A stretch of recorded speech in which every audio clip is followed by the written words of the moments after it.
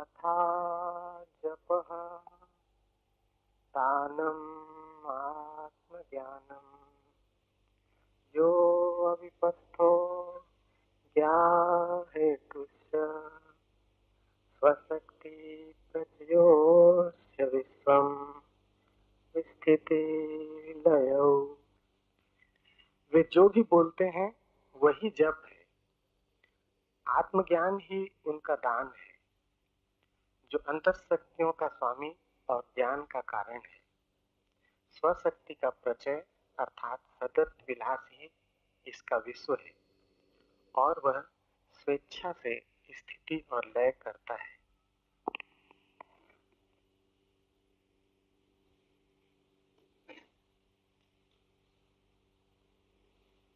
प्रार्थना। क्या तुम कहते हो उस पर निर्भर नहीं, वरन क्या तुम हो उस पर निर्भर। पूजा क्या तुम करते हो उससे संबंधित नहीं, बल्कि क्या तुम हो उससे ही संबंधित है। धर्म का संबंध कृत्य से नहीं, अस्तित्व से। तुम्हारे भीतर के केंद्र पर अगर प्रेम है तो तुम्हारी परिधि पर प्रार्थना होगी। तुम्हारे भीतर के केंद्र पर अगर अहिर में शांति है तो तुम्हारे बाहर के केंद्र पर ध्यान होगा। तुम्हारे भीतर के केंद्र पर अगर पल पल होश है तो तुम्हारा पूरा जीवन तपश्चर्या होगी। इससे उल्टा नहीं। परिधि को बदलने से केंद्र नहीं बदलता, केंद्र की बदलाहट से परिधि अपने आप बदल जाती, क्योंकि परिधि तुम्हारी छाया है। छाया को बदल के कोई स्वयं को नहीं बदल सकता, लेकिन स्वयं बदल जाए तो छाया अपने आप बदल जाती। ये जान लेना बहुत महत्वपूर्ण है, क्योंकि अधिक लोग परिधि को बदलने में ही जीवन नष्ट कर देते, आचरण को बदलने में सब कुछ दांव पे लगा देते, जबकि आचरण बदल भी जाए तो भी कुछ बदलता नहीं। तुम आचरण को कितना ही बदल लो, तुम ही रहोगे। चोरी करते थे, साधु हो जाओगे। धन इकट्ठा करते थे, बांटने लगोगे, लेकिन तुम ही रहोगे। और धन का मूल्य तुम्हारी आंखों में वही रहेगा जो चोरी करते समय था, वही मूल्य दान करते समय रहेगा। चोरी करते समय तुम समझते थे धन बहुत कीमत का है, दान देते वक्त भी तुम समझोगे कि धन बहुत कीमत का है। धन मिट्टी नहीं हुआ, नहीं तो मिट्टी को कोई दान देता है। अगर धन सच में ही मिट्टी हो गया तो तुम अपने कूड़े करकट को दूसरे को देने जाओगे, और अगर कोई ले लेगा तुम्हारा धन तो क्या तुम समझोगे कि तुमने उसे अनुग्रहित किया? क्या तुम चाहोगे कि वो तुम्हें लौट के धन्यवाद दे? अगर धन सच में ही व्यर्थ हो गया तो जो तुम्हारा धन स्वीकार कर ले तुम ही उसके अनुग्रहित होगे। तुम सोचोगे कि धन्य भाग मेरे कि इस आदमी ने कचरा लिया, इंकार न किया। लेकिन दानी ऐसा नहीं सोचता। एक पैसा भी दे देता है तो उसका प्रतिकार चाहता है। एक मारवाड़ी की मृत्यु हुई, उसने सीधा जाके स्वर्ग के द्वार पर दस्तक दी और उसे पक्का भरोसा था कि द्वार खुलेगा, क्योंकि उसने दान किया था। द्वार खुला भी, द्वारपाल ने उसे नीचे से ऊपर तक देखा, क्योंकि स्वर्गों में कृत्यों की पहचान नहीं, व्यक्ति सीधे देखे जाते। और द्वारपाल ने पूछा कि शायद भूल से आपने यहां दस्तक दे दी। वो जो सामने का दरवाजा है नरक का, वहां दस्तक दे। मारवाड़ी नाराज हुआ, उसने कहा क्या खबर नहीं पहुंची? कल ही मैंने एक बूढ़ी औरत को 2 पैसे दान दिए, और उसके लिए एक दिन पहले एक अंधे अखबार बेचने वाले लड़के को मैंने 1 पैसा दिया। जब दान का दावा किया गया तो द्वारपाल को खाता बही खोलना पड़ा। अपने सहयोगी को उसने कहा कि देखो, तो वहां 3 पैसे मारवाड़ी के नाम लिखे थे। द्वारपाल चिंता में पड़ा, पूछा कुछ और कभी किया है? मारवाड़ी ने कहा और तो अभी इस समय कुछ याद नहीं आता। किया होता और याद ना आता? जिसको 3 पैसे याद रहे उसने किया होता और याद ना आता? खाता बही खोजा गया, बस वो 3 पैसे ही नाम लिखे थे। उन्हीं 3 पैसे के बल वो स्वर्ग के द्वार पर दस्तक दिया था अकड़ के साथ। द्वारपाल ने अपने साथी से पूछा क्या करें इसके साथ? उसके साथी ने खीसे से 3 पैसे निकाले और कहा इसको दे दो, कहे सामने के दरवाजे पे दस्तक दो।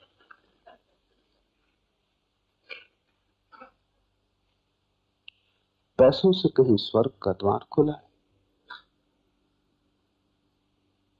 तुम चाहे पकड़ो पैसा और चाहे छोड़ो, दोनों ही हालत में मूल्य रूपांतरित नहीं होता। तुम चाहे संसार में रहो चाहे भाग जाओ, संसार का मूल्य वही का वही बना रहता है। तुम पीठ करो कि मुंह, यात्रा में बहुत भेद नहीं पड़ता जब तक कि तुम केंद्र से न बदल जाओ।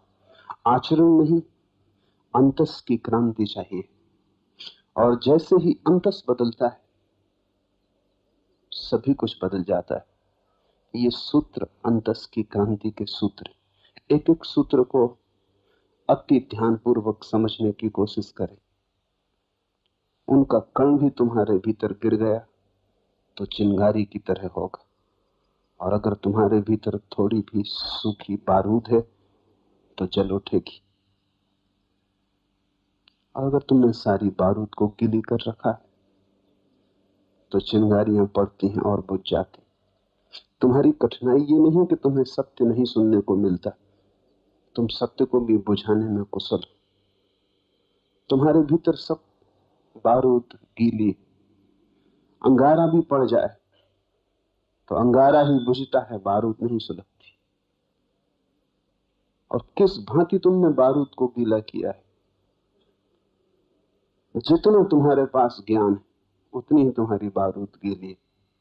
जितना तुम सोचते हो कि मैं जानता हूं उतनी ही तुम्हारी बारूद गीली है। वो जानने के कारण ही ज्ञान की चिंगारी भी तुम बुझा देते हो।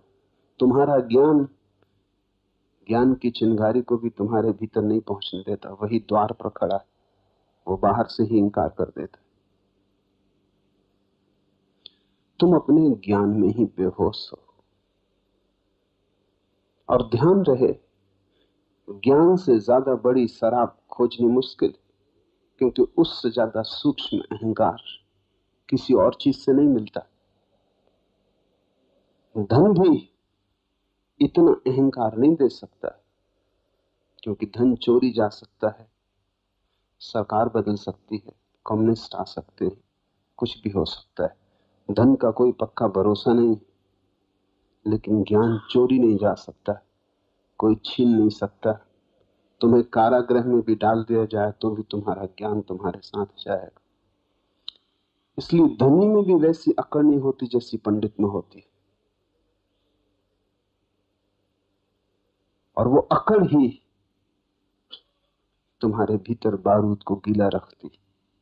उस अकड़ को छोड़ दो, तुम्हारी बारूद सूख जाएगी, तब एक चिंगारी भी तुम्हें बदलने में सफल हो जाती, क्योंकि बहुत आग की जरूरत नहीं, बारूद जलती हो एक चिंगारी से ही जल जाएगी। जल सकती हो एक चिंगारी काफी है, न जल सकती हो तो आग भी लग जाए तो भी न जलेगी।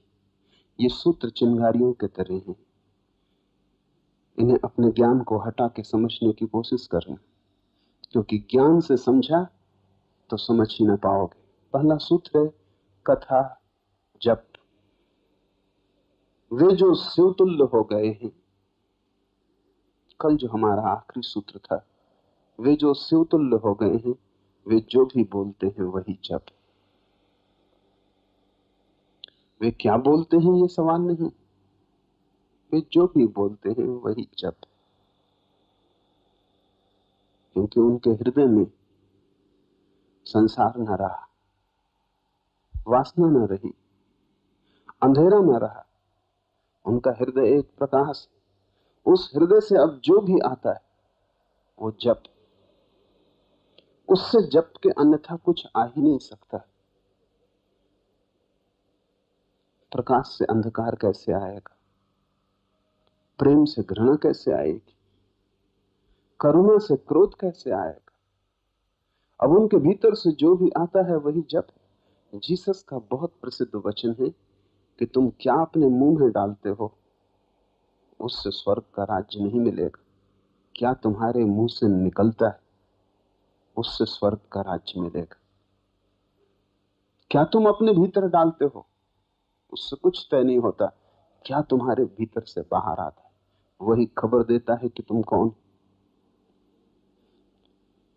शिवतुल्य जो हो गया है वो जप नहीं करेगा, जप की कोई जरूरत नहीं, क्योंकि वो जो भी करेगा वही जप होगा। कबीर ने कहा है, उठूं बैठूं परिक्रमा। कबीर से किसी ने पूछा कि कभी जप करते दिखाई नहीं पड़ते? कब करते हो पूजा, कब करते हो प्रार्थना? लोग कहते हैं महाभक्त हो, लेकिन भक्ति कब करते हो? देखते हैं तुम्हें काम में लगा हुआ, कपड़ा बुनते हो, बाजार बेचने जाते हो, लेकिन कभी तुम्हें ध्यान पूजा मंदिर में तो कभी देखा नहीं। तो कबीर ने कहा, जो भी करता हूं वही मेरी परिक्रमा, जो भी बोलता हूं वही मेरा जप, मेरा होना ही मेरा ध्यान। जब भी तुम उत्सुक होते हो ध्यान में तो तुम क्या करते हो? तुम अपने कृत्यों के जगत का एक छोटा सा कोना ध्यान को दे देते हो, जबकि ध्यान कृत्य नहीं। तुम दुकान करते हो, बाजार जाते हो, करना ही पड़ेगा। काम धंधा, जीवन की चर्या बाहर की परिधि पर चलती ही रहेगी, उसी परिधि पर एक कोना तुम ध्यान के लिए भी देते हो। तुम सोचते हो कि चलो बाजार जाने के पहले 2 क्षण मंदिर हो आए। इस फर्क को ख्याल में लेना, तुम जो करते हो उसी में तुम ध्यान को भी जोड़ लेते हो, और 25 काम करते हो, उसी में एक काम ध्यान। तुम्हारे संसार में 1000 व्यस्तताएं हैं, उसी में ईश्वर भी एक और व्यस्तता है। तब तुम ईश्वर से वंचित रह जाओगे।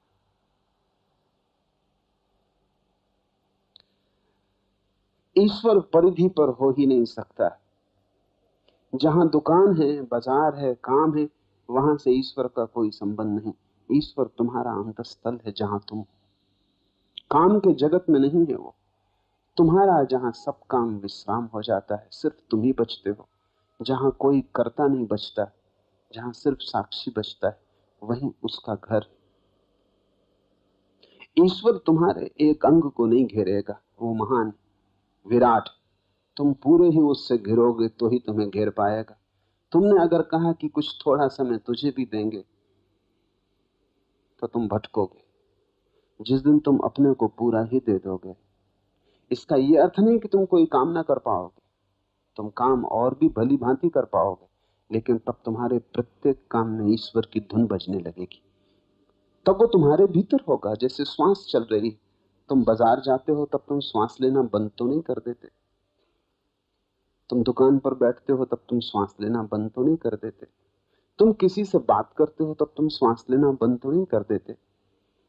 श्वास कृत्य का हिस्सा नहीं है, तुम सब करते रहते हो, भीतर श्वास चलती रहती। ऐसे ही जब परमात्मा तुम्हारे भीतर का हिस्सा होगा, तुम सब करते रहोगे और उसकी धारा तुम्हारे भीतर अहिर्निश बहती रहेगी। तुम्हारे करने से उसकी कोई प्रतियोगिता नहीं, वो संसार का हिस्सा नहीं। करने से संसार बनता है, कृत्य से संसार बनता है। इसलिए हम कहते हैं जब तक कोई कर्म में जुड़ा है तब तक संसार में बना रहेगा। जब अकर्म को उपलब्ध होता है तब परमात्मा को उपलब्ध होता है।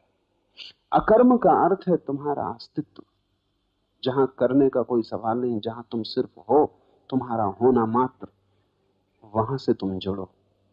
शिवतुल्य जो हो गया है वो जो भी बोलता है वही जप है।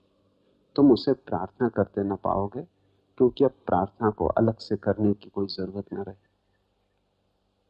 तुम उसे पूजा करते हुए न पाओगे, क्योंकि अब पूजा करने का हिस्सा न रही, अब वो स्वयं पूजा है।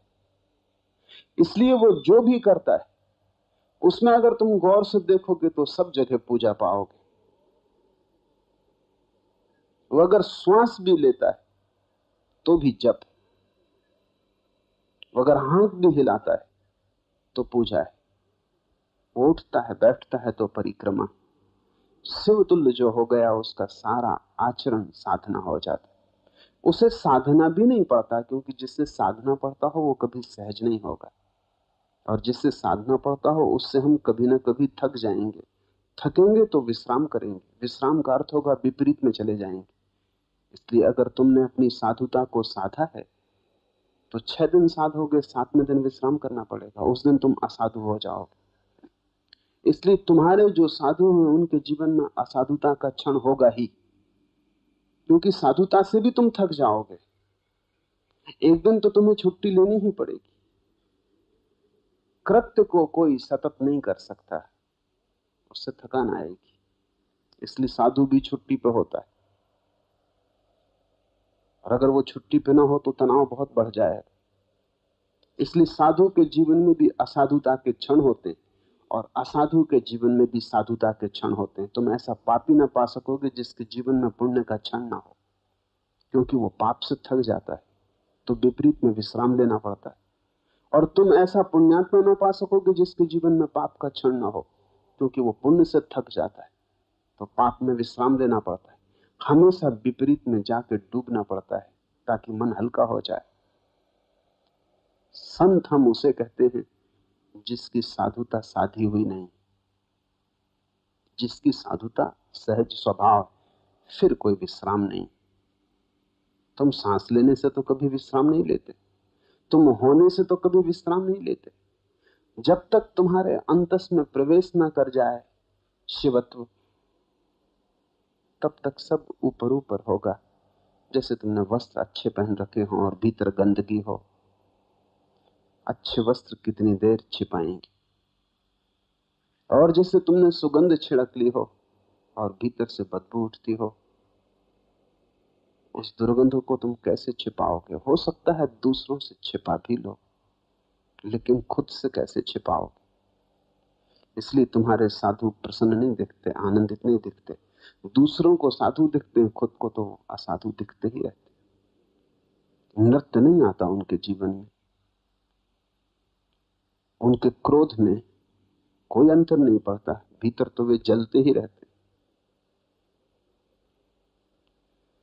तुमसे छिप जाएगा क्योंकि तुम वस्त्रों को ही देख सकोगे, लेकिन जो आदमी खुद छिपा रहा है वो कैसे कैसे बच सकेगा?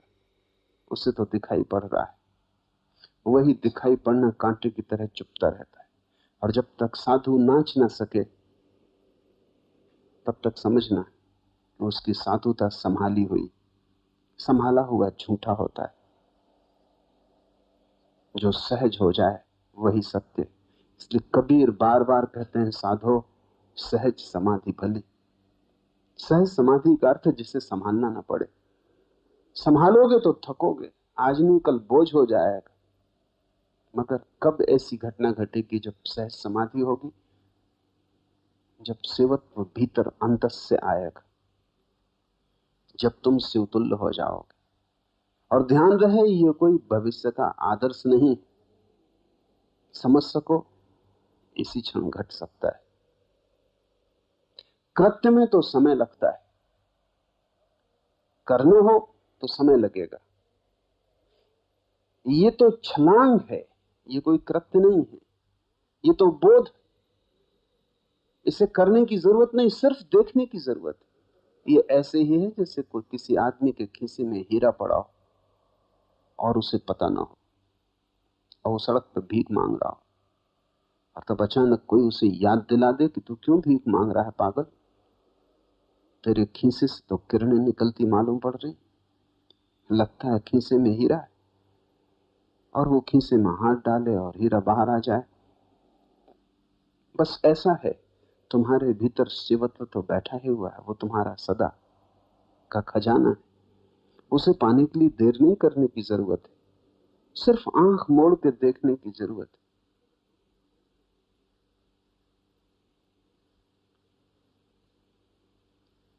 अगर वो कहीं भविष्य में होता तो फिर कठिनाई थी, फिर समय लगता, जन्म जन्म लगते पहुंचते।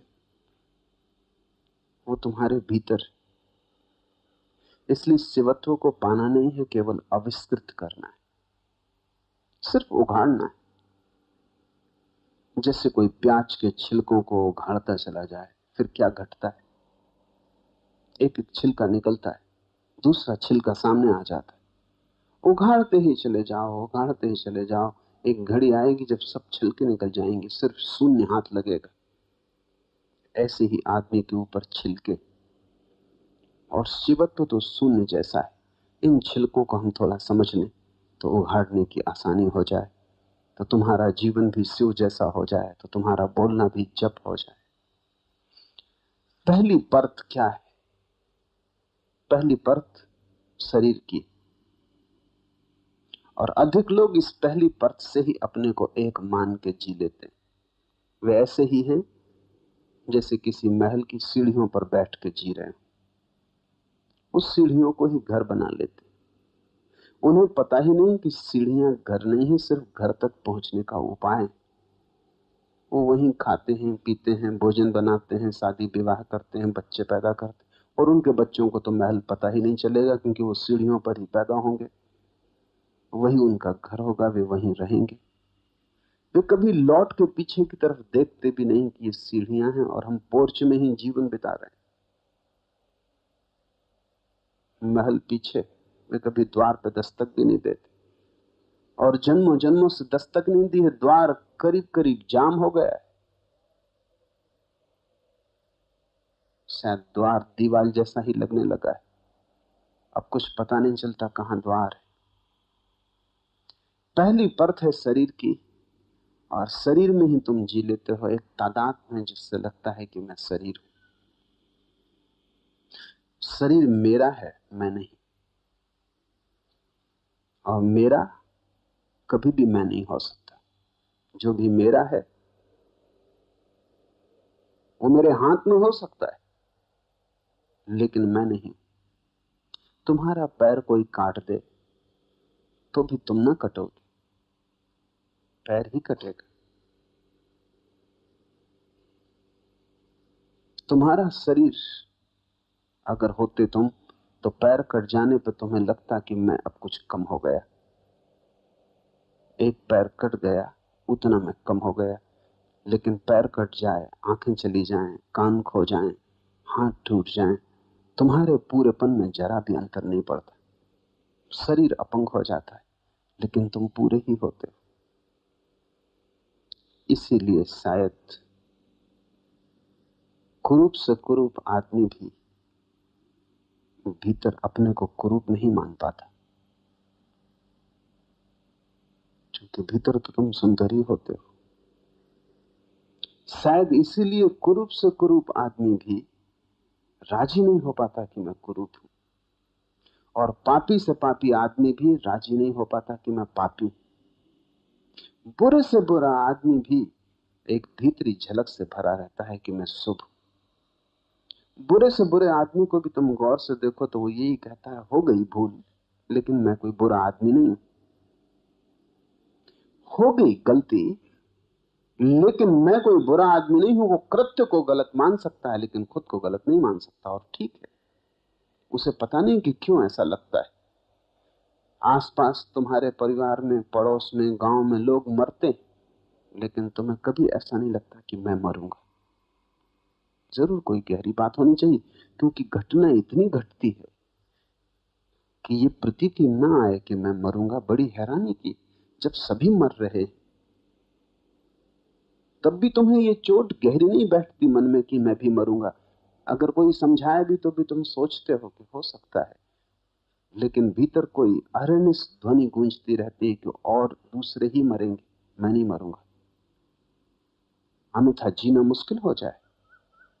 जहां मृत्यु इतने जोर से घटती हो, जहां हर आदमी क्यू में खड़ा हो मरने के, जहां तुम भी क्यू में खड़े हो, वहां भी तुम इस मौत से जीते हो जैसे शाश्वत जीवन। कुछ भीतरी कारण है, और कारण यह है कि भीतर जो है वो कभी मरने वाला नहीं। तुम कितने ही शरीर के साथ जुड़ गए हो तो भी तुम शरीर नहीं हो गए। वो भीतर की सच्चाई तुम कितनी ही झुटलाओ, झूठ नहीं हो सकती। कितना ही नशा हो तो भी भीतर का स्वर, सत्य का स्वर गूंजता ही रहता है। मैंने एक दिन सुबह मुल्ला नसरुद्दीन को घर के बाहर बैठे देखा, खिलखिला के हंस रहा है, बड़ा ही आनंदित आह्लादित है। मैं पूछा कि क्या हुआ नसरुद्दीन, ऐसे खुश तुम कभी दिखाई नहीं पड़े। उसने कहा गजब हो गया, पर तुम समझ ना सकोगे जब तक मैं पूरी कथा न कहूं। तो मैंने कहा तुम पूरी कथा ही कहो। उसने कहा हम दो भाई थे, जुड़वा पैदा हुए, एक सी शक्लें थी, कोई भी फर्क ना कर पाता था कौन कौन, और जिंदगी भर में नुकसान में रहा। स्कूल में मेरा भाई किसी को पत्थर मार देता, सजा मुझे मिलती।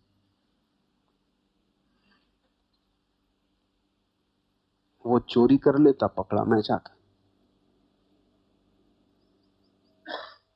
घर में भी ये हालत थी, उपद्रव वो करके आता, मोहल्ले के लोग मुझे पकड़ के ले आते। और आखिरी तो उपद्रव तब हुआ कि एक लड़की से मेरा प्रेम था, वो उसको लेके भाग गया।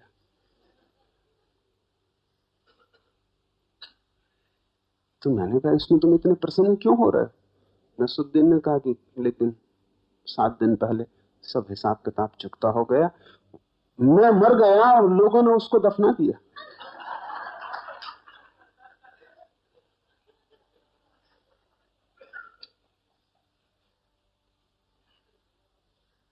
इतनी बेहोशी किसी को भी नहीं।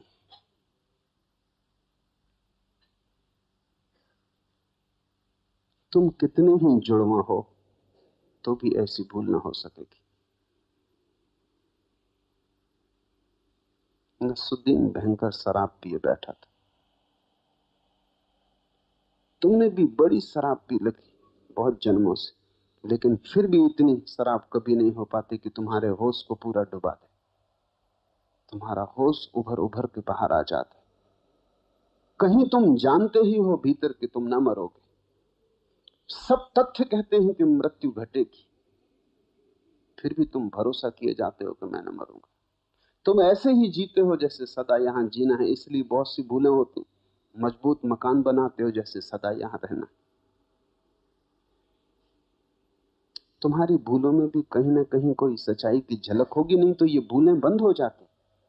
तुम मकान ऐसे बनाते हो जैसे सदा रहना, मजबूत दीवारें उठाते हो, पत्थर की नींव भरते हो, और तुम्हें पता नहीं कि कल मर जाना। और सब मरते हैं, तुम भी मरोगे, ये सीधा साफ गणित है। लेकिन फिर भी भीतर कोई शाश्वत है, इसलिए तुम्हारी हर स्थिति में उस शाश्वत की झलक पड़ती है। शरीर तुम्हारा है, तुम नहीं। शरीर में तुम हो, लेकिन शरीर ही तुम नहीं। शरीर पहली परत है जिससे तादात्म्य हो गया है, उसके साथ तुम बहुत दिन तक रहे हो, जोड़ हो गया, जुड़मा हो, साथ साथ पैदा हुए। इसलिए तुम्हें भी भूल हो जाती है कि कौन कौन है, शक्ल पहचान नहीं पाते। और इस भूल को साथ मिलता है क्योंकि बाहर से देखने वाले केवल तुम्हारे शरीर को देखते हैं, तुम्हें नहीं देखते।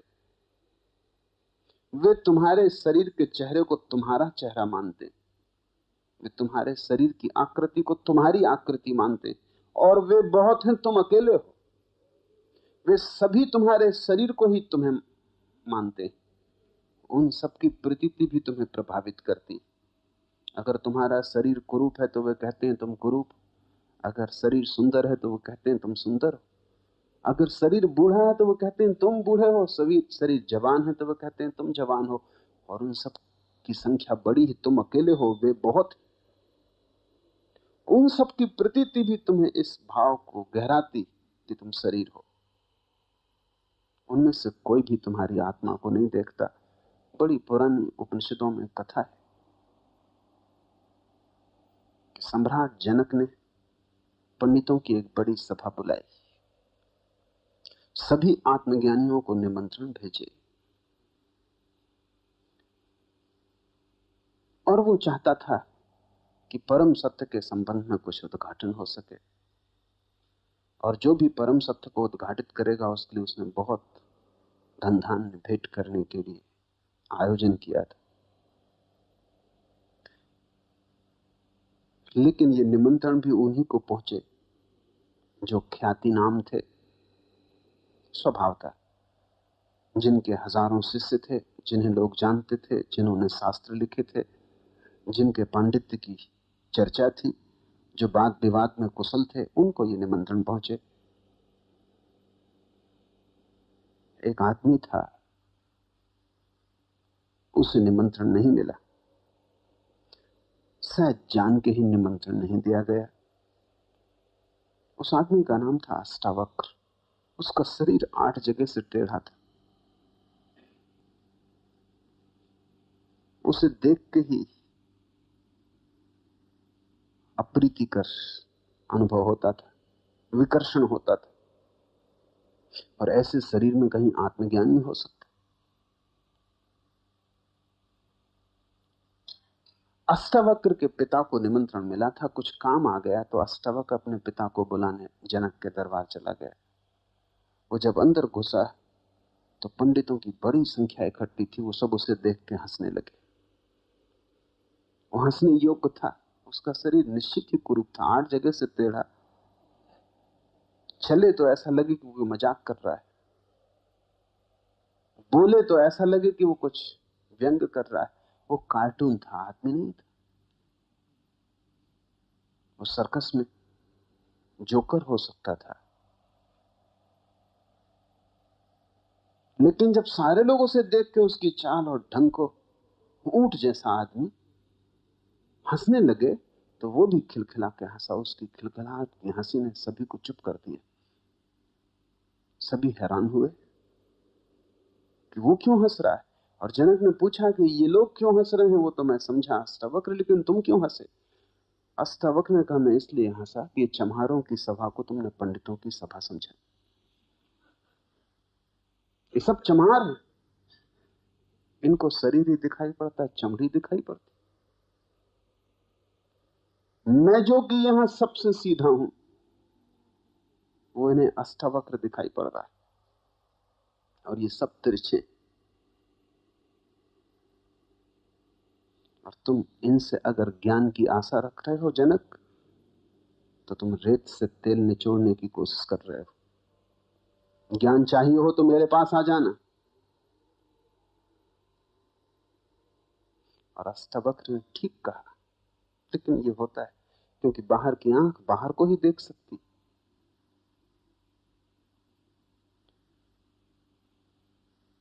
तुम भी बाहर की आंख से परेशान हो, क्योंकि सभी तरफ आंखें ही आंखें हैं, और वो सब तुम्हारे शरीर को देखती हैं। शरीर सुंदर हो तो तुम सुंदर, शरीर कुरूप हो तो तुम कुरूप, और उन सबका इतना शोरगुल है चारों तरफ, और उनकी धारणा मजबूत है क्योंकि बहुमत उनका है। तुम हमेशा अल्पमत हो, इकाई, और वे भी बहुत है। उनसे अगर तुम हार जाते हो, आश्चर्य नहीं। तुम भी अपने को मान लेते हो कि मैं शरीर हूं, तो आश्चर्य नहीं। आश्चर्य तो तब होता है जब तुम इन लोगों की आंखों से बच पाते हो और पहचान पाते हो कि मैं शरीर नहीं हूं। समाज से मुक्त होने का यही अर्थ है। समाज से मुक्त होने का अर्थ हिमालय चले जाना नहीं। समाज से मुक्त होने का अर्थ है चारों तरफ भीड़ की आंखें तुमसे जो कहती हैं उससे मुक्त हो जाना। बहुत कठिन, क्योंकि जब सभी लोग एक ही बात दोहराते हैं तो निरंतर दोहराने से असत्य भी सत्य जैसे भासने लगते हैं। तुम कितने ही स्वस्थ हो, अगर पूरा गांव तय कर ले कि वो दोहराएगा कि तुम बीमार हो, जहां से तुम निकलोगे लोग कहेंगे कि तुम बीमार हो, तुम जल्दी ही बीमार हो जाओगे, क्योंकि ये महामंत्र हो जाएगा, ये सजेशन हो जाएगा। इतने लोग कह रहे हैं तो बचना बहुत मुश्किल होगा। सारी दुनिया कहती है कि तुम शरीर हो, आदमी ही नहीं, कंकड़, पत्थर, जमीन, आकाश सब कहते हैं कि तुम शरीर हो। एक कांटा भी चुभेगा तो आत्मा में तो चुभेगा नहीं, शरीर में चुभेगा। एक पत्थर कोई फेंक के मारेगा तो खून आत्मा से तो नहीं बहेगा, शरीर से बहेगा। कंकड़, पत्थर, कांटे, जमीन, आसमान सब कह रहे हैं कि तुम शरीर हो। इतनी बड़ी पुनरुक्ति को खंडित करना बड़ा कठिन, और तुम अकेले हो, सबके खिलाफ तुम अकेले हो, क्योंकि तुम ही केवल भीतर हो, बाकी सब तुमसे बाहर। और उनके कहने में कुछ भूल नहीं है, क्योंकि उन्हें तुम्हारा शरीर दिखाई पड़ता है, परत दिखाई पड़ती। तुम्हारे पड़ोसियों को तुम्हारे घर की फेंसिंग दिखाई पड़ती, तुम्हारे घर का अंतः कक्ष नहीं दिखाई पड़ता। वो समझते हैं ये फेंसिंग ही तुम्हारा घर है। उनका समझना ठीक है, लेकिन तुम भी इसे मान लेते हो, वहां भ्रांति हो जाती। समाज से मुक्त होने का अर्थ है बाहर की आंखों का जो प्रभाव तुम पर पड़ रहा है उससे मुक्त होना। समाज की आंखों से जो मुक्त हो गया उसे साफ दिखाई पड़ने लगेगा, शरीर के भीतर मैं हूं लेकिन मैं शरीर नहीं। पहली परत को तोड़ना शुरू करो। धीरे धीरे इस स्मरण को प्रगाढ़ करो कि मैं शरीर नहीं। इसे अनुभव में उतारो, सिर्फ दोहराने से ना होगा। जब कांटा चुभे तब स्मरण रखना कि कांटा पैर में चुभा, पीड़ा पैर में होती, मैं देखने वाला हूं। कांटा मुझ में चुभ भी नहीं सकता, पीड़ा मेरे भीतर हो भी नहीं सकती, मैं सिर्फ जानने वाला प्रकाश हूं। इसलिए जब तुम अचेतन हो जाते हो तो कांटे की चुभन पता नहीं चलती। तो डॉक्टर को ऑपरेशन करना हो तो एनेस्थेसिया देता है, बेहोश कर देता है, फिर पैर काटे, हाथ काटे, पूरा शरीर काट डाले, टुकड़े टुकड़े कर दे, तो भी तुम्हें पता नहीं चलता। अगर तुम शरीर होते तो पता चलता, लेकिन तुम शरीर नहीं हो, तुम होश हो। और डॉक्टर ने होश और शरीर का संबंध तोड़ दिया, उसने तुम्हें बेहोश कर दिया। अब तुम्हारे शरीर के साथ कुछ भी किया जाए तुम्हें कुछ भी पता ना चलेगा। जिन लोगों ने जीवन और मृत्यु पर गहरे प्रयोग किए हैं उनका अनुभव है, और मैं भी उनके अनुभव को गवाही देता हूं, कि जब तुम मर जाते हो तो तुम्हें 2-4 दिन तक पक्का पता नहीं चलता कि तुम मर गए। आम तौर से 3 दिन लग जाते हैं तुम्हें पता चलने में कि तुम मर गए, क्योंकि मृत्यु घटती है बेहोशी में, शरीर छूट जाता है बाहर का। लेकिन ठीक शरीर की आकृति का एक भीतरी शरीर है, तुम्हारा मनो शरीर, वो तुम्हारे साथ रहता है। 3 दिन लग जाते हैं कम से कम, ज्यादा भी लग जाते हैं। तब धीरे धीरे तुम्हें समझ में आना शुरू होता है कि तुम मर गए हो। अन्यथा तुम भटकते हो अपने घर के आसपास, अपने मित्रों के पास, पत्नी बच्चों के पास। 3 दिन तक आत्मा आसपास भ्रमण करती है, हैरान होती है कि मामला क्या हो गया, कोई मुझे देखता नहीं, कोई पहचानता नहीं। तुम द्वार पर खड़े हो और तुम्हारी पत्नी रोती निकल जाती, और तुम्हें पता नहीं चलता कि हो क्या गया, मामला क्या हो गया, क्योंकि तुम पूरे के पूरे हो, कुछ कमी नहीं हो गई। शरीर के हटने से कुछ भी कमी नहीं होती। जैसे कपड़े किसी ने उतार के रख दिए हो, लेकिन कपड़े तुम उतार दो तो नग्न तुम खड़े हो जाओगे, क्या बदल गया, तुम तो वही रहोगे। और फिर इससे भी सूक्ष्म शरीर तुम्हारे साथ रहता है, यही आकार, यही प्रतीति। समय लग जाता है, मर के एकदम से तुम्हें पता नहीं चलेगा कि तुम मर गए हो। तिब्बत में बारदो नाम की प्रक्रियाएं, मरते हुए आदमी को बौद्ध भिक्षु बारदो की प्रक्रिया करवाते हैं। जब वो मर रहा होता है तब वो उसे सब सुझाव देते हैं कि देख, अब तेरा शरीर छूट रहा, अब तू स्मरण से भर कि तेरा शरीर छूट रहा है, अब ये देह हट जाएगी, तू स्मरण कर, तू होश पूर्वक मर कि अब तेरे साथ जो देह है वो देह भौतिक देह नहीं, सूक्ष्म देह है। अब तूने शरीर छोड़ दिया, अब तेरे सामने विकल्प है कि तू किस तरह के गर्भ को ग्रहण करे। ऐसे सब सुझाव बारदो की प्रक्रिया में मरते हुए आदमियों को दिए जाते हैं। और तिब्बत ने जितनी गहरी खोज मृत्यु के संबंध में की है, किसी दूसरी जाति ने नहीं की। आदमी मर रहा है और भिक्षु ये सुझाव दे रहा है। आखिरी क्षण तक जब शरीर छूट रहा है तब तक वो सुन रहा है भिक्षु। यहां आदमी मर जाएगा और भिक्षु बोले चला जाएगा। तुम कहोगे अब तुम किससे बोल रहे हो, अब बंद करो, आदमी तो मर गया। तो भिक्षु अभी बोले चला जाएगा, क्योंकि अब तुम्हें मर गया है आदमी, भिक्षु को अभी भी नहीं मर गया। और ये आदमी अभी भी सुन रहा है, क्योंकि इससे कोई फर्क नहीं पड़ता। शरीर छूट गया, ये अभी भी सुन रहा है। और इसके अगले जन्म को प्रभावित किया जा सकता है कि कैसा गर्भ ग्रहण करे, और इससे इस जन्म की मोह और आसक्ति से मुक्त किया जा सकता है। और इन क्षणों में इस आदमी को पूरी याद दिलाई जा सकती है कि तू शरीर नहीं है, जो कि और किसी क्षण में याद दिलाना बहुत कठिन, क्योंकि अब ये पाएगा कि मैं हूं और शरीर अलग पड़ा है। और भिक्षु कहेगा कि देख, अब तू ऊपर है और शरीर नीचे पड़ा है, गौर से देख, इसी शरीर के साथ तूने अपने को एक समझ रखा था, और अब तेरे मित्र परिजन इस शरीर को मरघट ले जाएंगे, तू पीछा कर। वहां तू इसे जलते देख, वहां ये राख हो जाएगा, फिर भी तेरे होने में रत्ती भर कमी नहीं पड़ती। स्मरण रखना इसको, आगे की यात्रा में दोबारा शरीर के साथ ग्रस्त मत होना। अगले जन्म में पहले ही क्षण से स्मरण रखना कि तू शरीर नहीं। सब कहेंगे कि तू शरीर है, लेकिन तू अपनी स्मृति को मत खोना। तू अपनी स्मृति को उनके सुझाव से ढकने मत देना। काश तुम लोगों के सुझाव फेंक सको तो आत्मज्ञान बहुत दूर नहीं। पिकासो बहुत बड़ा चित्रकार हुआ, इस सदी में उसका कोई मुकाबला नहीं, लेकिन सलाह देने वाले तो उसके पास भी पहुंच जाते थे। सलाह देने वालों की कोई कमी नहीं, क्योंकि सच तो यह है कि बिना मांगी सलाह सिर्फ मूढ़ देता है। ज्ञानी की सलाह लेनी हो तो बड़ी मेहनत करनी पड़ती, मांगनी पड़ती, अर्जित करनी पड़ती। सिर्फ मूढ़ बिना मांगे सलाह देता है। और अच्छा ही है कि लोग सलाहें दूसरों की नहीं मानते, नहीं तो बड़ी मुसीबत में पड़े। तो दुनिया में सबसे ज्यादा चीज जो दी जाती है वो सलाह है, और सबसे कम जो चीज ली जाती है वो भी सलाह है। पिकासो के घर लोग आते जिनको आबा भी नहीं आता चित्रकला का, वो भी उसको कहते कि जरा इसमें रंग ऐसा लगाया होता, ये चित्र अगर जरा ऐसा बनाया होता, इसकी पृष्ठभूमि अगर दूसरे रंग की होती। पिकासो थक गया इन मूढ़ों के साथ बातचीत करते करते, तो उसने क्या किया, वही तुम करो। उसने एक खूबसूरत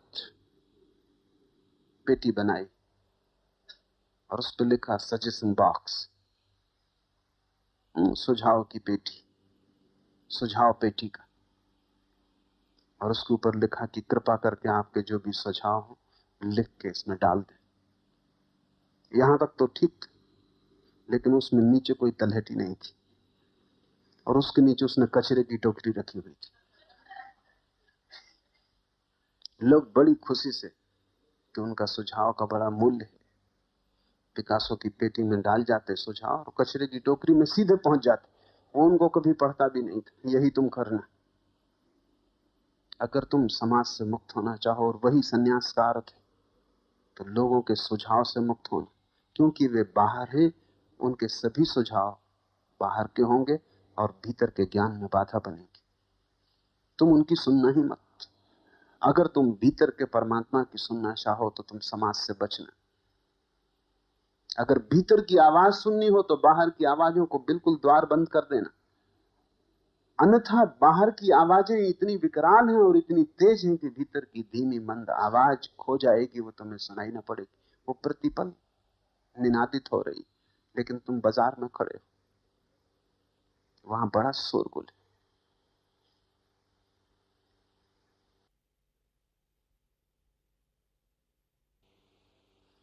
पहली परत है शरीर, और एक ही चाबी, इसको कहना चाहिए मास्टर की।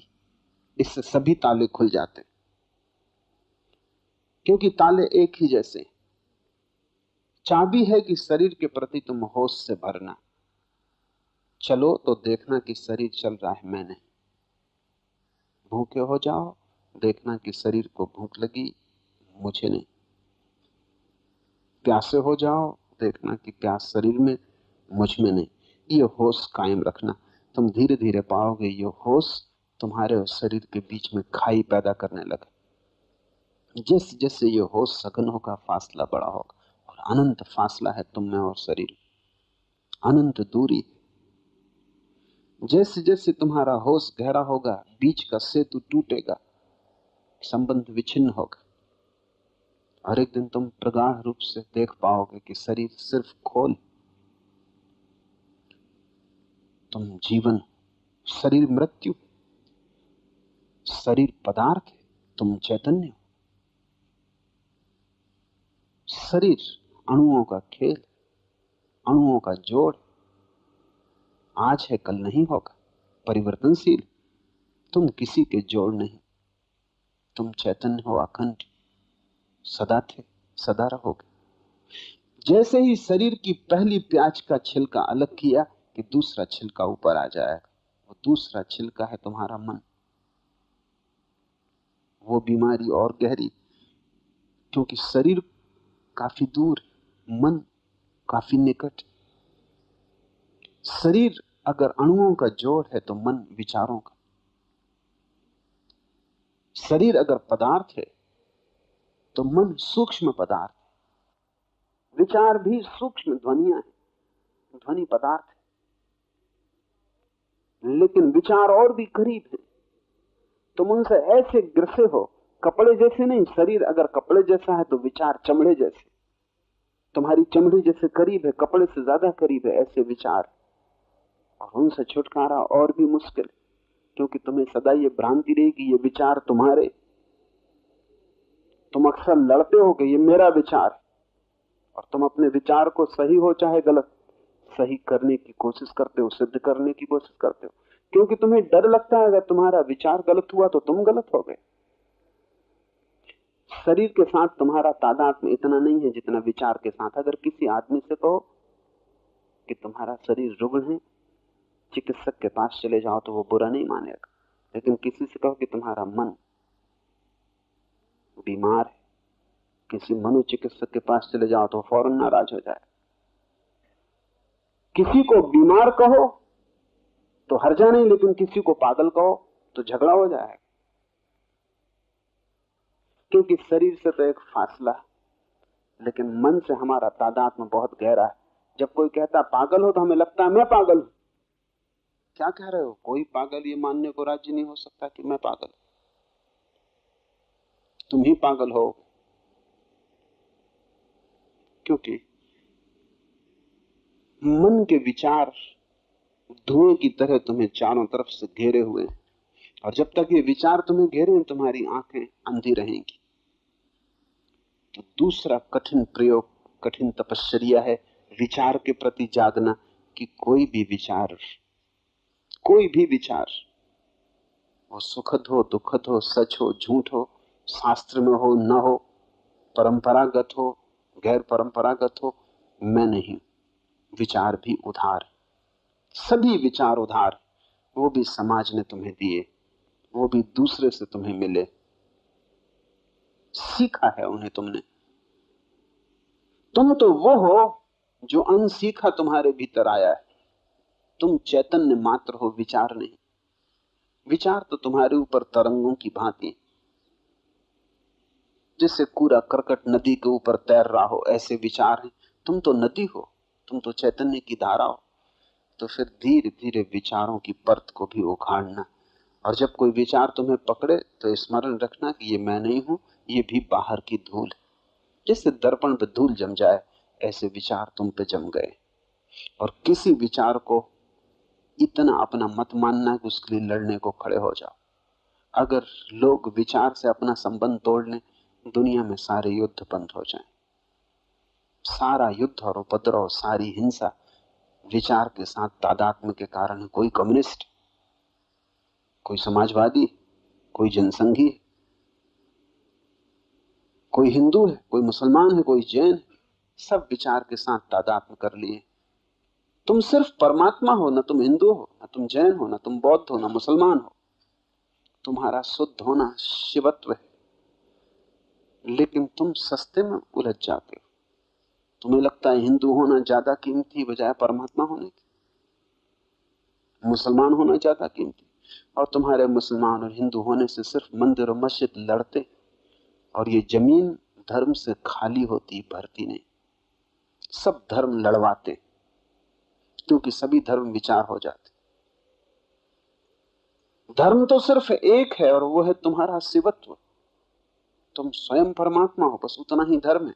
वो कभी नहीं लड़ाएगा, क्योंकि जहां विचार न होंगे वहां कैसी लड़ाई, वहां कैसा पक्षपात, वहां कैसा विरोध। शरीर ने तुम्हें दूसरों से अलग किया है, विचार ने तुम्हें और भी ज्यादा अलग किया है। एक बात समझ लेना जो बड़ी विरोधाभासी है, जिसने तुम्हें स्वयं से तोड़ा है उसने ही तुम्हें दूसरों से भी तोड़ा है। शरीर ने तुम्हें स्वयं से तोड़ा है, शरीर ने ही तुम्हें दूसरों से तोड़ा है। विचार ने तुम्हें स्वयं से और भी बुरी तरह तोड़ा है, उसने तुम्हें दूसरों से और भी बुरी तरह तोड़ा है। और जिस दिन तुम अपने स्वभाव में प्रतिष्ठित हो जाओगे, न शरीर न विचार, दोनों परतें उगाड़ के फेंक दी, तुम बिना परत हो गए, कोई खोल ना रही, शुद्ध जीवन रह गया। उस दिन तुम पाओगे तुम सबके साथ एक हो गए, क्योंकि परमात्मा दो नहीं। उस दिन तुम्हारे भीतर का परमात्मा और तुम्हारे बाहर का परमात्मा एक हो गया। उस दिन घटाकाश और आकाश एक हो गया। उस दिन घड़े के भीतर छिपा आकाश और घड़े के बाहर फैला आकाश एक हो गया। घड़ा गिर गया, तादात्म्य घड़ा। जैसे जैसे तुम परत उघाड़ते जाओगे, परत का अर्थ है तादात्म्य, आइडेंटिटी। जो तुम नहीं हो उसके साथ अपने को एक मान लेना, तादात्म्य। और उस सब से तादात्म्य तोड़ देना जो तुम नहीं हो, ध्यान है। और ध्यान कुंजी, धीरे धीरे वही बच रहता है जो तुम हो। सब प्याज की परतें उखड़ जाती हैं, शून्य हाथ में आता है। यही शून्य तुम्हारी प्रभुता है, तुम्हारा शिवत्व है। तुमने देखा शिव की पिंडी हमने बनाई, वो शून्याकार है, वो जान के हमने बनाई। शिव का कोई चेहरा नहीं, उन जैसी सुंदर मूर्ति और किसी की नहीं, क्योंकि उस पर कोई चेहरा ही नहीं। वो सिर्फ शून्य की आकृति। और जिस दिन तुम भीतर भीतर भीतर उतरते जाओगे, वैसे वैसे तुम पाओगे वो शून्य की आकृति तुम्हारे भीतर भी आनी शुरू हो गई। तुम शिव के करीब होते जा रहे हो। जिस दिन तुम सिर्फ प्रकाश के शून्य मात्र रह जाओगे, एक ज्योति निराकार जिसका कोई नाम नहीं रूप नहीं, उस दिन तुम जो भी बोलोगे वही जप होगा। अभी तुम जो भी बोलोगे वो धोखा है। अभी तुम जो भी बोलोगे वो धोखा है। अभी तुम धर्म भी करोगे तो अधर्म है। अभी तुम कुछ और कर ही नहीं सकते। तुम अभी एक भूल से बचने जाओगे तो 1000 भूल इकट्ठी कर लोगे। अभी सबसे बेहतर तो ये होगा कि तुम कुछ मत करना, सिर्फ तादात्म्य तोड़ना, बस जागना, कुछ करना मत। अन्यथा तुम एक भूल से बचने जाते हो, दूसरी पकड़ लेते। मुल्ला नसरुद्दीन समुद्र के किनारे बैठा था। पास में ही एक आदमी बड़ा परेशान। आखिर उससे न रहा गया। उस आदमी ने कहा कि भाई, नसरुद्दीन से कहा, क्या ये तुम्हारा लड़का है जो मेरे कपड़ों पर रेत फेंक रहा? बड़ा क्रोधित था वो आदमी। नसरुद्दीन ने कहा कि नहीं भाई, बड़े प्यास, ये तो मेरा भांजा है। मेरा लड़का तो तुम्हारा छाता तोड़ के अब तुम्हारे जूते में पानी भरने गया।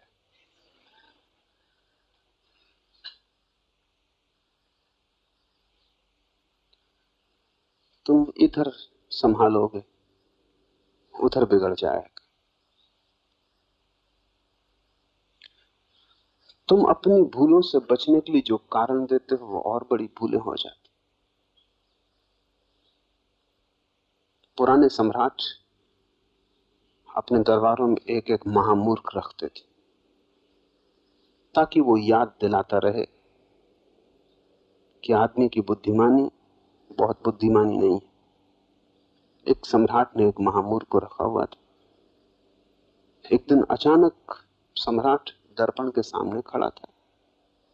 महामूर्ख आया, उसने जोर से उछक के लात सम्राट की पीठ पे मारी कि वो दर्पण पे गिर पड़ा। सामान टूट गया, दर्पण भी टूट गया, लहूलुहान हो गया।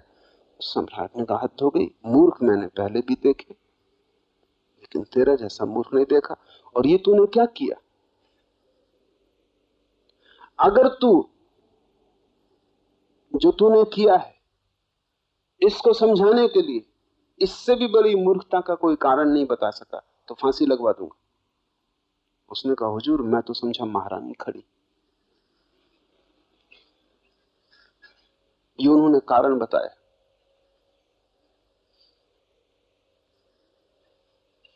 मैं ये नहीं समझा कि आप खड़े, मैं समझा कि महारानी खड़ी। सम्राट को उसे छोड़ना पड़ा क्योंकि कारण उसने और भी खतरनाक बताया। तुम जहां हो अंधेरे में खड़े हो, तुम एक भूल करते हो, उसे संभालने के लिए तुम जो भी कारण खोजते हो दूसरी भूल हो जाती। और ऐसा भूल का एक वर्तुल बन गया है। दुकान से बचने के लिए मंदिर जाते हो लेकिन तुम मंदिर पहुंच नहीं पाते, मंदिर दुकान हो जाती, और भी बड़ी दुकान। इधर तुम बचते हो उधर फंस जाते हो, क्योंकि कारण बाहर नहीं है, कारण भीतर। तुम अंधेरे में हो, तुम जहां भी जाओगे वहीं उपद्रव होगा खड़ा। मुल्ला नसरुद्दीन एक बार पकड़ गया, जेल खाने में पड़ा था तो मैं मिलने गया, पुराना संबंध, उसको देखाना जरूरी। मैंने पूछा कि नसरुद्दीन इतने समझदार हो कि फंस कैसे गए? उसने कहा क्या बताऊं, चोरी में फंस गया लेकिन अपनी ही भूल के कारण। पूछा वो क्या भूल? उसने कहा जिस सेठ के घर में घुसा 3 महीने उसके कुत्ते से दोस्ती लगाने में बिताए, और जब भीतर गया तो बिल्ली पे पैर पड़ गया। तुम जिंदगी भर ऐसे ही कुत्ते से दोस्ती करने में बिताते हो, बिल्ली पे पैर पड़ जाते। तुम्हारे पास आंख नहीं, तुम अंधेरे में यहां से वहां टटोलते घूम रहे हो। असली सवाल ये नहीं है कि तुम खोजो, असली सवाल ये है कि प्रकाश हो। अंधेरे में टटोलने से तुम कभी भी न पहुंचोगे। तुम प्रकाश हो जाए तो दरवाजा अभी देख लोगे और निकल जाओगे। आचरण को बदलने में जो लगा है वो अंधेरे में टटोल रहा है। कभी ज्यादा खाना खाता था, अब उपवास कर रहा है, मगर वो टटोल रहा है, वही खाने में अटका है। उपवास भी खाने का ही एक ढंग है, वो भी खाने में ही जुड़ा है, लेकिन कुछ फर्क नहीं पड़ रहा है। कल तक जो कर रहा था उससे उल्टा करने लगेगा, ज्यादा से ज्यादा। इस दिशा में खोज लिया, यहां नहीं पाया तो उल्टी दिशा में खोजने लगेगा। लेकिन आंख तो यहां भी बंद थी, आंख वहां भी बंद रहेगी। तुम इसलिए नहीं भटक रहे हो कि तुम्हारी दिशा गलत है, तुम इसलिए भटक रहे हो कि तुम्हारी आंख बंद है। आंख खुलनी चाहिए। और जब आंख कहता हूं तो मेरा मतलब है होश, बेहोशी टूटनी चाहिए, होश बढ़ना चाहिए। सोए सोए मत चलो, जागो। जैसे ही तुम जागोगे शिवतुल्य हो जाओगे। और वे जो भी बोलते हैं वही जप, और आत्मज्ञान ही उनका दान। वो धन नहीं देते कि धन कचरा है, देने का कोई अर्थ भी नहीं। जिसको खुद ही छोड़ा उसे देने का क्या प्रयोजन? जिसे खुद व्यर्थ पाया उसे दूसरे को बांटने में क्या सार? वे तुम्हारी शरीर की सेवा नहीं करते, वे तुम्हें सिर्फ एक ही चीज दे सकते हैं जो देने योग्य है, वो आत्मज्ञान, वही उनका दान है। लेकिन तुम देखो, तुम हिसाब उसका नहीं रखते। जैनियों से पूछो तो वो महावीर का हिसाब रखे हुए हैं कि कितने घोड़े, कितने हाथी, कितने रथ, कितने हीरे जवाहरात उन्होंने दान किए, और खूब बढ़ा चढ़ा के संख्या लिखी। उतने उनके पास थे भी नहीं, तो वो छोटे से राज्य के मालिक थे, कोई बहुत बड़ा साम्राज्य न था, एक तहसील से बड़ा नहीं। उसमें इतने हाथी घोड़े हो भी नहीं सकते जितने जैनियों ने संख्या लिखी। संख्या से ऐसा लगता है वो कोई चक्रवर्ती सम्राट थे, बिल्कुल भूल है। सिक्किम के छोग्याल जैसी हालत में उतने हैसियत के आदमी थे, उससे ज्यादा के नहीं। उस समय हिंदुस्तान में 2000 राज्य थे। तो तुम सोच सकते हो डिप्टी कलेक्टर की हैसियत रही होगी। पर इतनी संख्या बढ़ा के लिखने का क्या कारण है? क्योंकि जैनियों को लगता है अगर दान छोटा किया तो इतने बड़े तीर्थंकर कैसे होंगे। संख्या बड़ी करो, गणित को फैलाओ, बढ़ाते जाओ, लाखों हाथी घोड़े, अरबों खरबों के हीरे जवाहरात। वो इसलिए ताकि त्याग मालूम पड़े। लेकिन उन अंधों को कोई भी पता नहीं है कि उस त्याग से कोई संबंध ही नहीं। जो असली हीरा महावीर ने दिया वो आत्मज्ञान है, वो उसमें जोड़ा ही नहीं गया। तुम वही देख सकते हो जहां तुम्हारी वासना है। तुम्हारा रस कहां है वही तुम्हें दिखाई पड़ता है। आत्मज्ञान वो शब्द कुछ कीमती नहीं दिखाई पड़ता। अगर एक हाथ में रखूं आत्मज्ञान और एक में कोहिनूर हीरा, तो पूछो अपने मन से क्या लोग है। तुम कहोगे आत्मज्ञान फिर भी हो जाएगा, इतनी जल्दी क्या है। और इतनी जल्दी भी क्या है, जन्म जन्म पड़े। कोहिनूर फिर मिला ना मिला, तुम कोहिनूर ही चुनोगे, क्योंकि तुम्हें रस ही उसमें दिखाई पड़ेगा जो व्यर्थ है। तुम अंधे हो। शिवतुल्य जो हो गया है उसका एक ही दान है, वो आत्मज्ञान है। जो उसने पाया है वो बांटता है, जो उसने चखा है वो उसका स्वाद भी तुम्हें देता है। वो अपने को ही बांटता है, वो संपदा नहीं बांटता है, वो स्वयं को बांटता है। वो तुम्हें भागीदार बनाता है अपनी भीतरी संपदा में। बाहरी संपदा दो कौड़ी की हो गई, उसका कोई भी मूल्य नहीं। तुम गरीब मरो कि अमीर मरो, कोई बहुत फर्क नहीं पड़ता। तुम खा पी के ठीक से अच्छे बिस्तर पे मरो कि बिना खाए पिए सड़क पे मरो, कोई फर्क नहीं पड़ता। फर्क सिर्फ एक बात से पड़ता है कि तुम जागते हुए जियो और जागते हुए मरो। वहीं सब चीजें टिकी हैं, उस पर ही तुम्हारे सारे जीवन का गंतव्य निर्भर होगा। वही निष्कर्ष तय करेगा, बाकी किसी बात का कोई भी मूल्य नहीं। आत्मज्ञान ही उसका दान है जो अंतः शक्तियों का स्वामी है और ज्ञान का कारण है। क्योंकि आत्मज्ञान ही अंतः शक्तियों का तुम्हें स्वामी बना देगा और आत्मज्ञान ही तुम्हारे जीवन को प्रकाश, ज्ञान, आलोक से भर देगा। और जिस दिन तुम जान सकोगे, जाग सकोगे, उस दिन तुम पाओगे कि तुम सदा के सम्राट हो। तुमने अपने को भिखारी कैसे समझा, तुम हंसोगे। तुम हैरान होगे कि तुम कैसे दुख स्वप्न में दब गए थे। तुमने कई बार दुख स्वप्न देखे हैं, नाइटमेयर। बस वैसा ही पूरा जीवन। कभी कभी ऐसा होता, रात तुम सोए, छाती पे हाथ पड़ गया, सीधे सो जाओ और छाती पे हाथ पड़ जाए, सपना आएगा कि कोई छाती पे चढ़ा है। कुछ नहीं, तुम्हारे ही हाथ पड़े, लेकिन वो तो जागने पे पता चलेगा। अभी नींद में तो लगे कोई छाती पे चढ़ा हुआ है। चट्टान रख दी छाती पे किसी ने, कि कोई पटक रहा है तुम्हें पहाड़ से, और तुम पसीने पसीने हो रहे हो, भयभीत हो रहे हो। उसी घबराहट में नींद खुल जाएगी। तब तुम चकित होकर हैरान हो कि अपने ही हाथ छाती पे पड़े, न कोई चट्टान। लेकिन सपने में कितनी बढ़ जाती बात। सपना कैसी अतिशयोक्ति।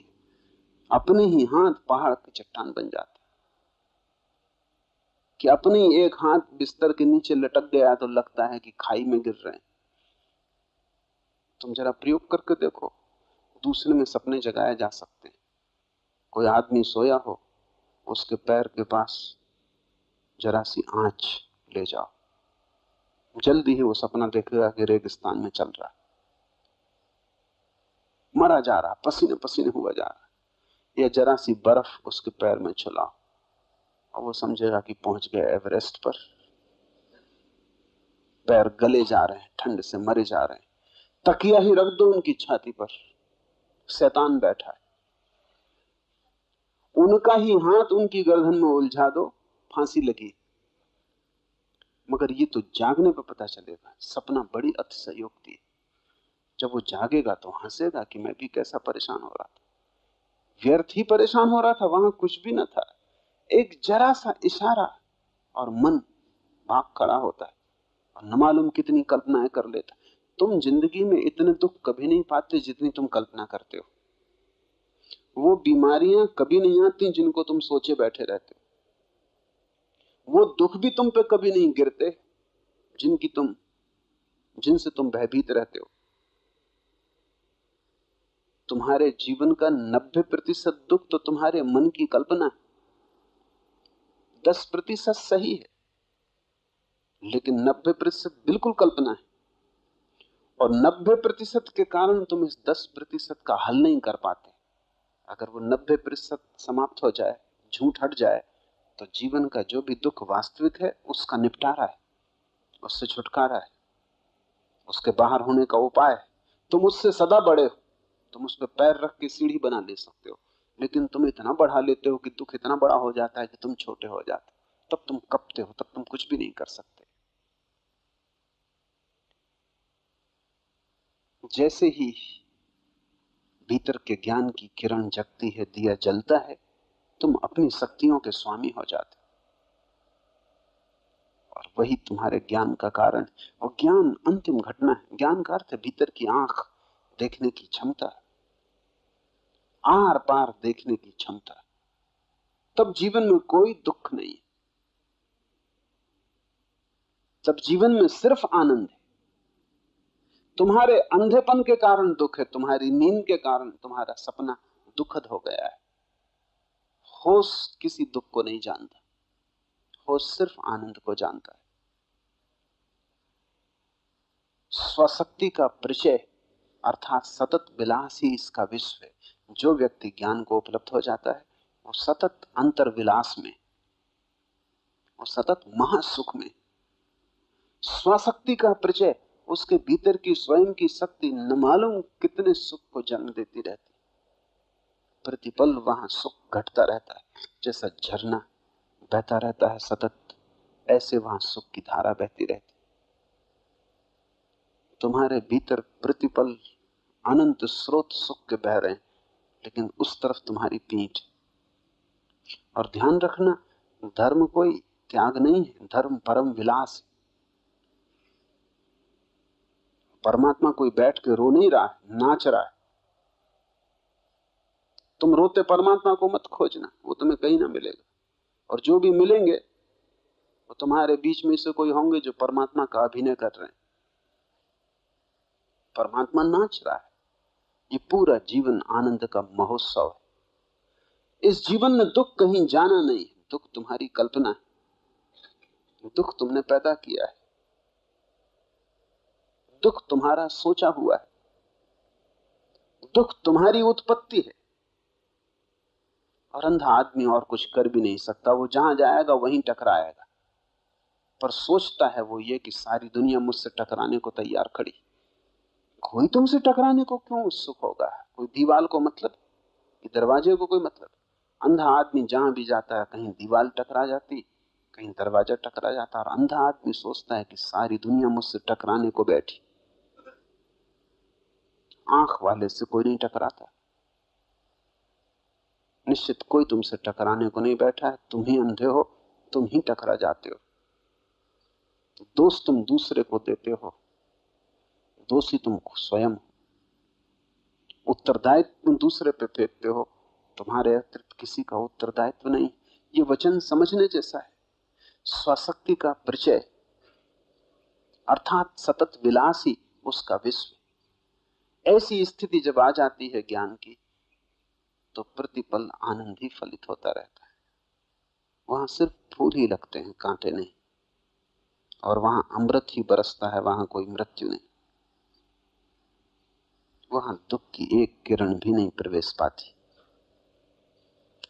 तुम्हारे भीतर महासुख का राज, उसकी ही तुम तलाश में भी हो, लेकिन खोज तुम बाहर रहे हो। खोज तो ठीक है, दिशा गलत है। आत्मज्ञानी तुम्हें दिशा देता है, वही उसका दान है। वो तुम्हें उस दिशा में ले जाता है जहां उसने पाया, वहीं तुम्हें ले जाता है। आत्मज्ञानी तुम्हें समझाता नहीं, क्योंकि उसे समझाने का कोई उपाय नहीं। तुम्हारे हाथ को पकड़ के उस तरफ ले जाता है, लेकिन तुम इतने डरे हुए हो कि तुम किसी का हाथ पकड़ने से डरते हो। तुम समर्पण नहीं कर सकते, श्रद्धा नहीं कर सकते, किसी पे भरोसा नहीं कर सकते।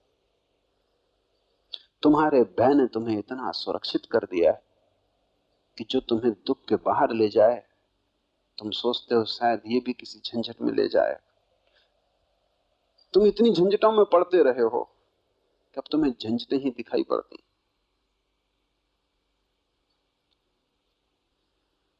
आत्मज्ञानी के पास अगर तुम उसका हाथ पकड़ने को राजी नहीं हो, तो कोई उपाय नहीं कि वो तुम्हें दान भी कैसे दे। तुम्हें हाथ तो फैलाने ही होंगे, तुम्हें दान स्वीकार तो करना ही होगा। तुम अगर अपनी मुट्ठियां बांध के खड़े हो और तुम दान स्वीकार करने को राजी नहीं, तो आत्मज्ञानी भी तुम्हारे द्वार से बिना तुम्हें दिए लौट जाएगा। स्वसचिव का प्रचय अर्थात सतत विलास ही इसका विश्व है, और वहां सतत विलास चल रहा है और तुम सतत दुख में, और वह स्वेच्छा से स्थिति और लय करता है।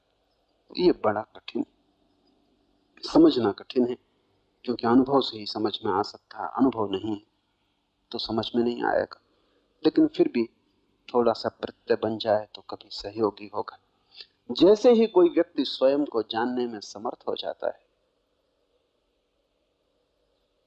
वैसे ही एक अनूठी शक्ति, इस जगत में सबसे महान शक्ति, उससे बड़ा कोई चमत्कार नहीं, उसे उपलब्ध होता है। और वो चमत्कार ये है कि वो जब चाहे तब हो जाए और जब चाहे तब ना हो जाए, जब चाहे तब अस्तित्व में आ जाए और जब चाहे तब शून्य में खो जाए। जैसे तुम जगते हो और सोते हो, लेकिन वो भी स्वेच्छा से नहीं। सुबह नींद खुल गई तो तुम क्या करोगे? फिर सो नहीं सकते। रात नींद आती तो तुम जग नहीं सकते। जैसे तुम सोते हो और जगते हो, ऐसा ही आत्मज्ञानी स्वेच्छा से शून्य में जाता और पुण्य में आता। वो उसकी स्वेच्छा है, वो उसमें परतंत्र नहीं। अगर वो तय करे कि उसे शून्य में खो जाना है तो वो शून्य में खो जाता है। अगर वो तय करे कि उसे पूर्ण में रहना है तो वो पूर्ण में रहता है। बुद्ध के जीवन में उल्लेख है कि वे गए स्वर्ग के द्वार पर, द्वारपाल ने द्वार खोले, लेकिन वे पीठ करके खड़े हो गए। उन्होंने कहा, जब तक अंतिम व्यक्ति मुक्त ना हो जाए तब तक मैं द्वार पर रुकूंगा। जिस दिन आखिरी व्यक्ति प्रवेश कर जाएगा स्वर्ग के महासुख में, उस दिन उसके पीछे मैं प्रवेश करूंगा। ये कहानी बड़ी प्रीतिकर। इसका मतलब यह है कि जगत में दो तरह के आत्मज्ञानी हैं। सभी धर्मों ने उन दो तरह के आत्मज्ञानियों को समझा है। एक आत्मज्ञानी तो वो है जो अपने आत्मज्ञान हो जाने के बाद शून्य में लीन हो जाता है, और एक आत्मज्ञानी वो है जो अपने आत्मज्ञान के बाद भी अस्तित्व में बना रहता है ताकि दूसरों को सहायता कर सके। जैनों ने पहले आत्मज्ञानी को केवल ज्ञानी कहा है। अनंत केवल ज्ञानी होते, वे शून्य में खो जाते, उन्होंने अपनी मंजिल पा ली, वे प्रवेश कर जाते हैं, द्वार पर नहीं खड़े रहते। 24 को जैनियों ने तीर्थंकर कहा। तीर्थंकर वे केवल ज्ञानी हैं जो द्वार पर खड़े रहते, जो दूसरे के लिए रास्ता बताते। बौद्धों ने भी दो तरह के आत्मज्ञानी माने हैं। एक को वे बोधिसत्व कहते हैं और एक को अरहत। बोधिसत्व वो आत्मज्ञानी है जो दूसरे के लिए रुकता है, और अरहत वो आत्मज्ञानी है जो अपना पाके लीन हो जाता है। सारे धर्मों ने दो तरह के आत्मज्ञानी माने, क्योंकि दो तरह के होते। तुम जब पहुंचोगे उस परम दशा में, तो या तो तुम्हारे मन में, तुम्हारे प्राणों में एक वासना शेष रह जाएगी, इसको भी वासना ही कहना पड़ेगा, कि मैं दूसरों की सहायता करूं। और या ये वासना भी शेष न रहेगी तो तुम खो जाओगे। इसलिए सद्गुरु अपने शिष्यों में उन शिष्यों को बोधिसत्व या तीर्थंकर बनाने की कोशिश करते हैं जिनमें करुणा का तत्व ज्यादा है।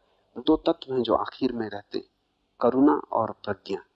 प्रज्ञा का अर्थ है ज्ञान और करुणा का अर्थ है दया। और तुम्हारे भीतर दो ही तरह के व्यक्ति हैं, एक जिनके भीतर करुणा ज्यादा है और एक जिनके भीतर प्रज्ञा ज्यादा है। जिनके भीतर प्रज्ञा ज्यादा है वो तो सीधे शून्य में खो जाएंगे। उनको गुरु नहीं बनाया जा सकता, वे शिष्य ही रहेंगे, और जिस दिन वे ज्ञान को उपलब्ध होंगे वे खो जाएंगे, वे गुरु कभी नहीं बनेंगे।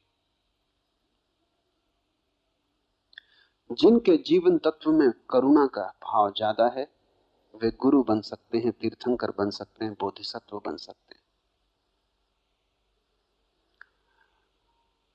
तो ये गुरु पर निर्भर करेगा कि वो अपने शिष्यों को तैयार करे। जिनके भीतर उसे करुणा का तत्व ज्यादा दिखाई पड़ता है, प्रेम का, सेवा का, उनको वो इस भांति तैयार करेगा कि उनमें करुणा की वासना आखिर तक रह जाए। जब उनका ज्ञान फलित हो तो एक वासना उनके भीतर शेष रह जाए करुणा की। जब उनकी नाव छूटने के लिए तैयार हो जाए तब एक खूंटी से रस्सी बंधी रह जाए, वो खूंटी होगी करुणा की।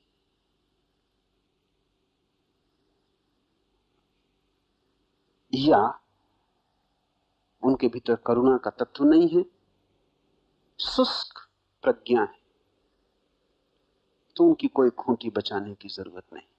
उनकी नाव जैसे ही तैयार हुई वो यात्रा पर निकल जाएंगे, महाशून्य में खो जाएंगे।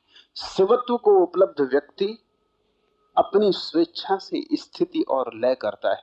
या तो वो ठहर सकता है अस्तित्व में सेवा के लिए, या खो सकता है शून्य में, ये उसकी स्वेच्छा है। और ध्यान रहे, उसी के पास स्वेच्छा है, तुम्हारे पास कोई स्वेच्छा नहीं। तुम्हारे पास स्वयं का होना नहीं तो स्वेच्छा कैसे होगी? तुम भला कहते हो कि मैं अपनी स्वेच्छा से ऐसा कर रहा हूं, लेकिन वो झूठ। तुम किसी वासना के दबाव में वैसा करते हो। स्वेच्छा क्या है तुम्हारे पास? स्वेच्छा तो तब है कि कोई गाली दे और तुम क्रोध ना करो। ये हो सकता है क्रोध प्रकट ना करो, लेकिन गाली देते ही भीतर क्रोध हो जाएगा। स्वेच्छा तो तब है जब कोई गाली दे और तुम ऐसे खड़े रहो जैसे गाली नहीं दी गई।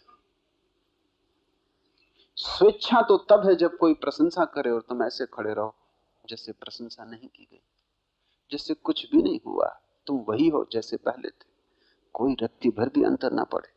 तब तुम मालिक हो अपने, तब तुम स्वामी हो। और ऐसा जो स्वामित्व है उसके लिए अंतिम निर्णय आखिरी क्षण में होता है।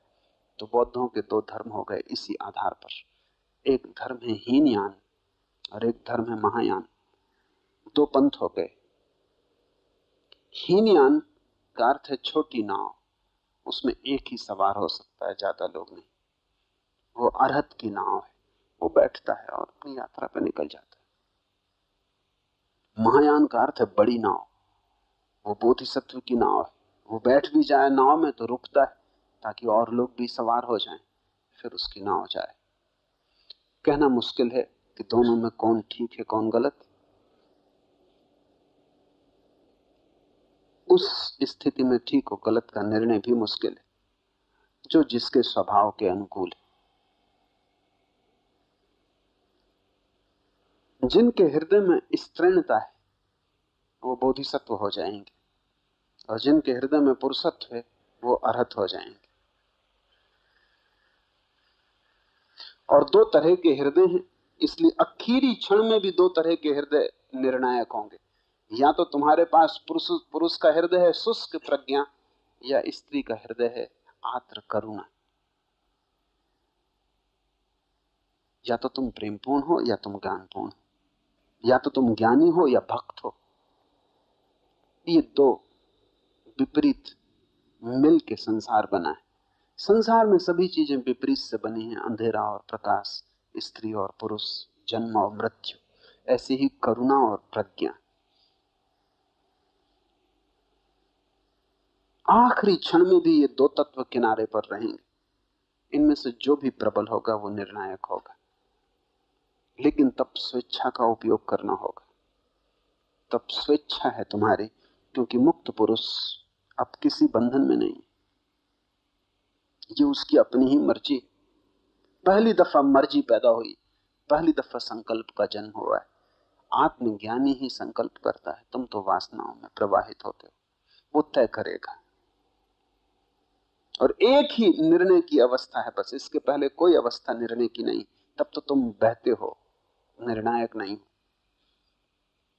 गुरजीएफ से किसी ने पूछा कि मैं क्या करूं, मुझे बताएं। गुरजीएफ ने कहा, काश तुम कुछ कर सकते तो मैं तुम्हें बताता। अभी तुम कुछ कर ही नहीं सकते, अभी तो तुम अंधे प्रवाह में हो। अभी तो तुम ऐसे हो जैसे घास का तिनका लहरों पर डोलता रहता, कहीं भी लहरें ले जाएं वहीं चला जाता। अभी तुम कहां हो? बुद्ध से किसी ने पूछा कि मैं सेवा करना चाहता हूं लोगों की। बुद्ध ने बहुत गौर से देखा और दया से कहा, अभी तुम हो ही नहीं, सेवा कैसे करोगे? निर्णय आता है आखिरी क्षण हाथ में। आत्मज्ञान के बाद निर्णायक शक्ति तुम्हारे पास होती, क्योंकि तुम तब से उतुल्य हो गए। तुम सृष्टि न रहे, सृष्टा हो गए। तब तुम इस जगत के हिस्से नहीं हो, तुम